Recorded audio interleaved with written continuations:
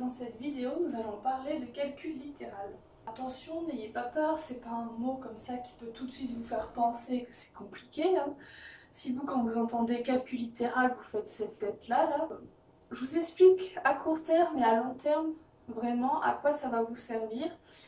Et ensuite, on va concrètement essayer de comprendre cette notion de calcul littéral. Déjà, à court terme, ça va vous servir à développer votre capacité, votre sens de l'abstraction. Et l'exemple qui va suivre va vous permettre de voir, de comprendre un peu mieux, d'appréhender ce que c'est l'abstraction. C'est une partie du cerveau qui se développe à l'adolescence et qui va finir par être mature à l'âge adulte en fait.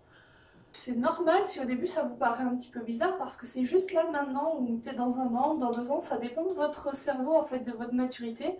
Certains vont comprendre tout de suite le truc, d'autres vont mettre un peu plus de temps. Au final, une fois que votre cerveau il est bien mature, on va dire, l'âge adulte, 25 ans, tout le monde est censé comprendre en fait cette chose-là. Ensuite, à moyen terme, ça va vous servir en fait à résoudre des problèmes plus vite. Tous les problèmes un peu compliqués, type tâches complexes, type DM à faire pendant 2 semaines, ou des choses comme ça qui ont l'air insurmontables, longues ou difficiles, et bien souvent, on s'en sort bien mieux en résolvant une équation où on a besoin de lettres et donc de calcul littéral. Pour les informaticiens, ça sert tous les jours en fait, pour faire des programmes. C'est cette logique-là. On commence par des exemples faciles, concrets, pour vous montrer un petit peu que vous en avez déjà vu en fait du calcul littéral. Par exemple, si on vous écrit cette chose-là, vous êtes censé reconnaître que c'est la formule du périmètre du rectangle. Le périmètre du rectangle, il s'obtient en faisant 2 fois la longueur plus 2 fois la largeur. Eh bien, au lieu de dire ce que je viens de dire, ou au lieu de l'écrire avec des mots, le calcul littéral, lui, il va l'écrire de manière littérale avec des lettres. Littéral, ça vient de là. Donc c'est juste une autre façon de parler, c'est pas comme si c'était une autre langue carrément, mais c'est une autre façon de parler, d'écrire, de coder. 2 fois L plus 2 fois petit l, ça peut parler à certains plus que tout le blabla avec les mots. Certains même préfèrent en fait voir ça, trouvent ça plus efficace à comprendre que d'écouter des maths. Donc c'est aussi en ça que le calcul littéral est un peu plus efficace, c'est parce que quand vous avez ça sous les yeux, en une ligne, on vous a résumé un petit peu ce qu'il fallait faire. J'ai fait un petit clin d'œil à Einstein. Yes, je suis arrivée à le prononcer. Ça fait 3 fois que j'essaye. Et en fait, cette formule qui, à mon avis, est connue pour vous, soit parce que vous regardez la 6, ou parce que vous connaissez un petit peu Einstein, j'en sais rien. Et bien, ça veut dire que l'énergie, quand vous faites tomber un objet, en fait, c'est égal à la masse de l'objet fois un certain coefficient qui est lié à la vitesse, il me semble, je suis plus trop sûre, le c comme célérité, il me semble, au carré, c'est-à-dire c fois c. Bon, en gros, ça veut dire que l'énergie, elle dépend de la masse et de la vitesse de l'objet. L'objet de la vidéo, c'est pas d'expliquer ça, mais c'est juste pour vous dire, voilà, ça c'est une formule et ça comprend des lettres. Donc ça, on dit que c'est une expression littérale, parce qu'elle comprend des lettres. Parfois, vous verrez qu'il n'y a qu'un pas entre expression numérique, où il n'y a que des nombres, et expression littérale. En fait, expression littérale, c'est juste une expression numérique où on a remplacé une ou plusieurs valeurs par des lettres, en fait. Mais derrière, le sens, le fond, il est le même. Donc, pour vous faire comprendre ce qu'est l'abstraction, nous allons commencer par ce fameux problème classique sur les allumettes et les maisons. L'idée, c'est de dessiner des maisons comme ça, alignées à la suite, avec toujours le même modèle de base, et de se demander, pour n'importe quel nombre de maisons, comment on peut en déduire le nombre d'allumettes qu'il faut pour les dessiner. Par exemple, une maison, vu le modèle, il en faut 6. Il suffit de compter. 2 maisons, il en faut 11.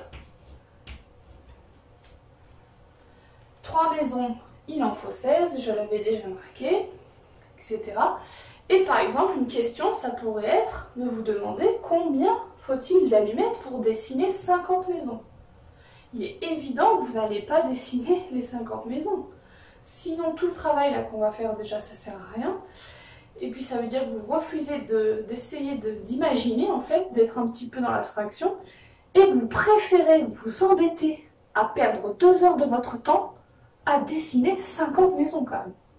Il y a peut-être plus malin, plus efficace, plus rapide. Sinon, je vous revois, hein, j'y vais et puis je pars, je m'en vais quoi. Hein, parce que 50 maisons, c'est long à dessiner quand même. Alors que vous verrez, si vous maîtrisez bien la notion de calcul littéral, ça ira beaucoup plus vite que dessiner 50 maisons. Mais il faut comprendre ce qui se passe, il faut bien observer, il faut bien faire le lien entre ce qui a été dessiné avant, dessiné après, pour finalement arriver à répondre à cette question de 50 maisons. Et de manière plus générale, avec un nombre plus grand, et du coup vous verrez que c'est là que j'introduirai la lettre, donc l'expression littérale. Donc je reviens à mon dessin.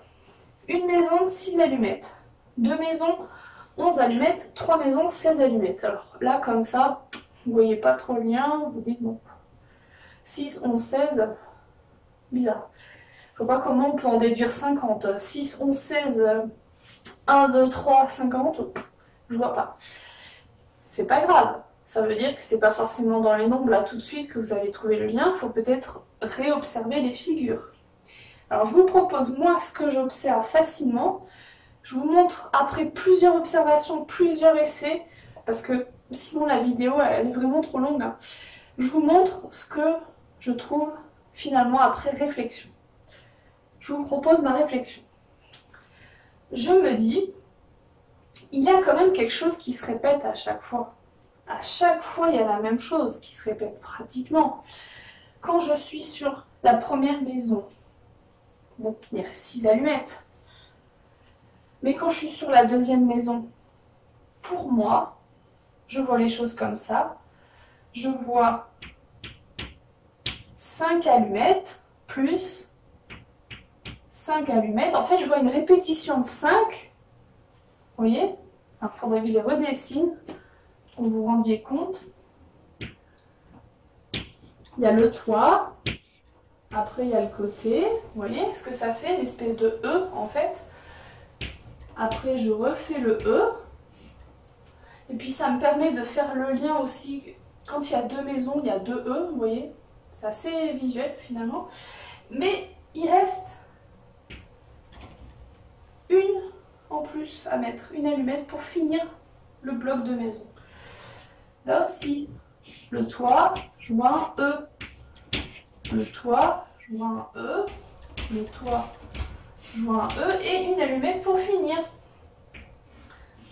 Le toit, le E, une allumette pour finir. Bref, à force d'observer les figures, de bien regarder ce qui se passe, je me suis rendu compte qu'il y avait des E partout et qu'il suffisait juste d'une seule allumette pour finir le bloc de maison.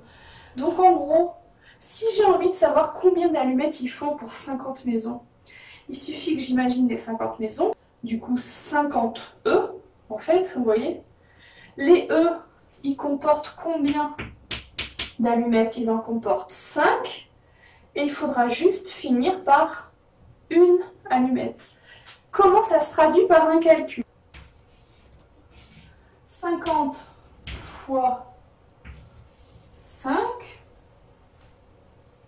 50 maisons fois 5 allumettes de E, on va dire, plus une. Et ça, si j'ai envie de le prolonger pour pouvoir répondre à cette question de manière générale, parce que c'est ça le calcul littéral, ça généralise les exemples en fait, il faut que je remplace ce qui peut varier par une lettre. Et tout ce qui ne varie pas, je le laisse en nombre fixe. Donc je vais analyser ma formule de gauche à droite. 50, est-ce que ça peut varier? Oui, ça peut varier, c'est le nombre de maisons. Donc si je suis, mon petit mémo là, ma petite légende, si je note M, M c'est une lettre, hein, qui est égale au nombre de maisons, quand on veut poser une lettre, quand on veut remplacer un nombre par une lettre, on écrit souvent ça en maths, soit M égale, voilà. Donc si M c'est le nombre de maisons, je remplace 50 par M et je continue d'analyser ma formule. Fois, ben, vous n'allez pas changer l'opération quand même. Hein. 5, est-ce que je peux changer 5? Alors il faut se rappeler, 5 c'est le nombre d'allumettes dans un E. Ben, ça change pas, mon modèle il change pas. De A à Z jusqu'à 1 million de maisons, ce sera toujours le même format. Donc non, ça ne change pas. Et le plus 1, bah non, il y aura toujours une allumette à la fin pour finir le bloc de maison, hein, donc ça ne change pas non plus. Eh bien écoutez, regardez, c'est pas merveilleux, on vient de produire une expression littérale dans laquelle la lettre M remplace le nombre de maisons. Et l'encadré, c'est l'expression littérale qui est égale non pas au nombre de maisons, mais qui est égale au nombre d'allumettes. Et maintenant, cette fois-ci, nous venons d'écrire une égalité qui comprend une expression littérale et une lettre. À nous de revérifier si elle fonctionne bien. Je vous fais remarquer, avant de le faire, en passant, que j'ai modifié un petit peu ma présentation parce que je trouvais finalement que c'était maladroit et je voulais pas que ça induise en erreur certains d'entre vous. Donc j'ai remis sous cette forme-là. M égale 1, A égale 6. M égale 2, A égale 11. M égale 3, A égale 16. Si on considère que A, c'est égal au nombre d'allumettes et M, le nombre de maisons. C'est plus clair comme ça, il me semble. On vérifie. Si M égale 1, justement, est-ce que A va être égal à 6 ? 1 fois 5, 5, 5 plus 1, 6, ça marche bien. Si M égale 2, 2 fois 5, 10, 10 plus 1, 11, ça marche bien. Si M égale 3, 3 fois 5, 15, 15 plus 1, 16, etc., etc. Ça marche pour tout, et même jusqu'à 50. 50 fois 5, ça fait 250, plus 1. En fait, la réponse à cette question, c'est 251 allumettes. Et si on veut pour 1000 maisons, la réponse c'est 1000 fois 5, donc 5000 plus 1, 5001 allumettes. J'espère que du coup, vous voyez mieux ce que ça représente l'abstraction.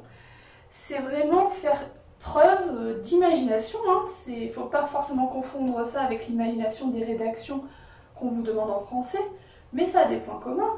Ça veut dire que vous êtes capable de vous projeter en fait, et d'aller au-delà de ce qui est sous vos yeux finalement, et de juste regarder un énoncé d'exercice et de ne pas aller plus loin.